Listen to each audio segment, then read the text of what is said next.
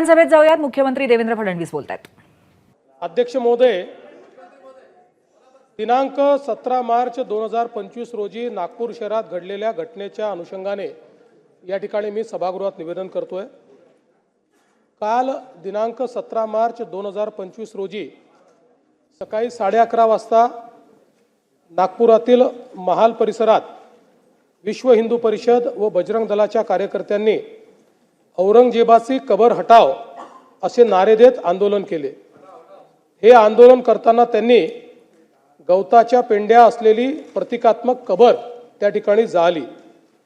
यानंतर गणेशपेठ पोलिसांनी आंदोलकांवर अपराध क्रमांक 114/2025 नुसार भारतीय न्याय संहिता 299, 37(1) व 3 सह 135 महाराष्ट्र पोलीस कायदा अन्वये गुन्हा दाखल केला. दुपारी 3:09 हा गुन्हा दाखल झाला. यानंतर सायंकाळी एक अफवा अशी पसरवली गेली की सकाळच्या आंदोलनात जी प्रतिकात्मक कबर जाळली त्याच्या कापडावर धार्मिक मजकूर होता. अत्तरोळमधील नमाज आटोपून 200 ते 250 चा जमाव हा त्या ठिकाणी तयार झाला आणि नारे देऊ लागला. याच लोकांनी आग लावून टाकू असे हिंसक बोलणे प्रारंभ केल्याने पोलिसांनी त्या ठिकाणी बळाचा वापर केला. यापूर्वी बजरंग दलाच्या कार्यकर्त्यांविरुद्ध तक्रार द्यायची आहे अशी मागणी करण्यात आल्याने त्यांना गणेशपेठ पोलीस ठाण्यामध्ये आमंत्रित करण्यात आलं. त्यांची तक्रार ऐकून घेण्यात आली. एकीकडे पोलिसांची कारवाई सुरू असताना दुसरीकडे हंसापुरी भागामध्ये 200 ते 300 लोक हातात काठ्या घेऊन दगडफेक करू लागले. त्यांच्या तोंडावर फडके बांधले होते. या घटनेत 12 दुचाकींचे नुकसान झाले आहे. या घटनेमध्ये काही लोकांवर घातक शस्त्राने हल्ला करण्यात आलेला आहे. तिसरी घटना भालदारपुरा भागात सायंकाळी 7:30 वाजता झाली. 80 ते 100 लोकांचा जमाव तिथे होता. तिथे त्यांनी पोलिसांवर हल्ला केला. त्यामुळे अश्रुधूर व सौम्य बळाचा वापर करावा लागला. या घटनेत एक क्रेन, 2 JCB व काही 4 चाकी वाहने ही जाळण्यात आली. या संपूर्ण घटनेमध्ये 33 पोलीस जखमी झाले आहेत, ज्यामध्ये 3 उपायुक्त दर्जाचे पोलीस आहेत. त्यातल्या एका पोलीस उपायुक्तावर कुऱ्हाडीने त्या ठिकाणी हल्ला करण्यात आलेला आहे.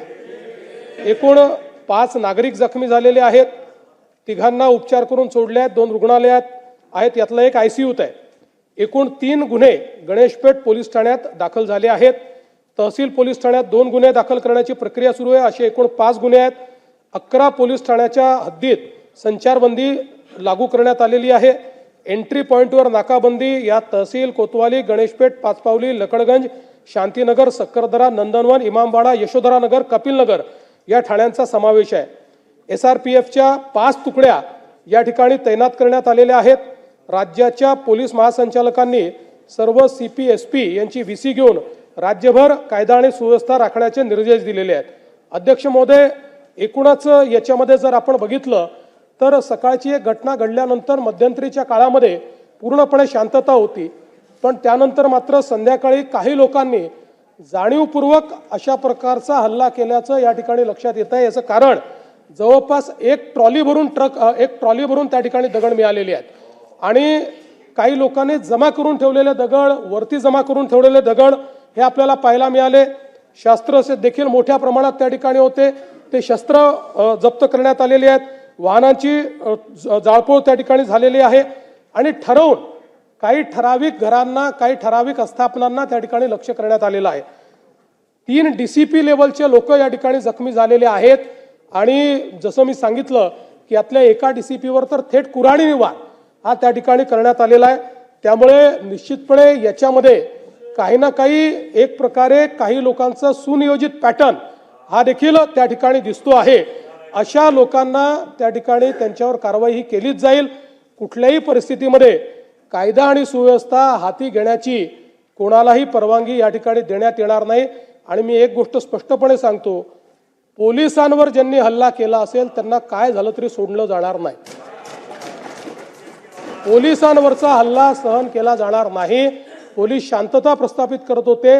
अशा वेळी पोलिसांवर केलेला हल्ला अतिशय चुकीचा आहे. अध्यक्ष महोदय, खरं म्हणजे महाराष्ट्रामध्ये कायदा आणि सुव्यवस्था राखणं, शांतता राखणं आपल्या सगळ्यांची जबाबदारी आहे.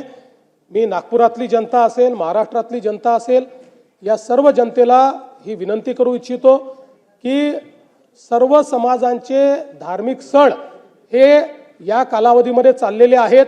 अशा या सगळ्या परिस्थितीमध्ये सगळ्यांनी संयम ठेवला पाहिजे, कोणीही संयम सोडू नये।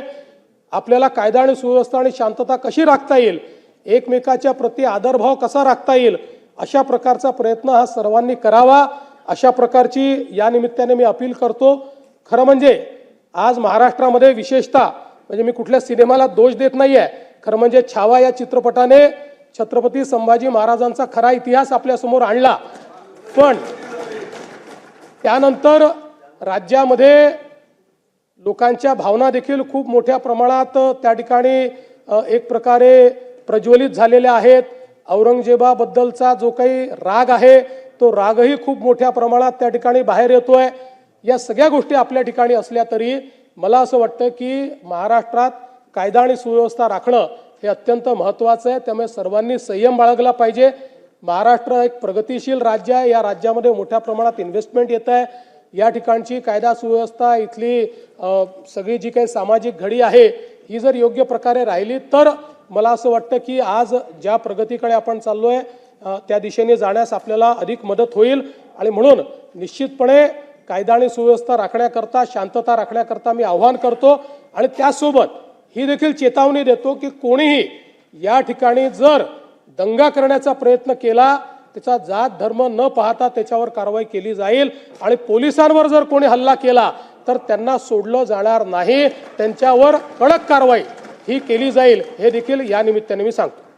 तर मुख्यमंत्री देवेंद्र फडणवीस यांनी निवेदन केलेलं आहे थोड्याच वेळापूर्वी विधानसभेमध्ये कालच्या झालेल्या नागपूरच्या प्रकाराबद्दल, आणि त्यांनी सभागृहाला माहिती दिली कशा पद्धतीने ही सगळी घटना घडली त्याबद्दल। दंगल हिंसाचार सुनियोजितपणे केल्याचं दिसतंय असं मुख्यमंत्र्यांनी पुन्हा एकदा अधोरेखित केलं।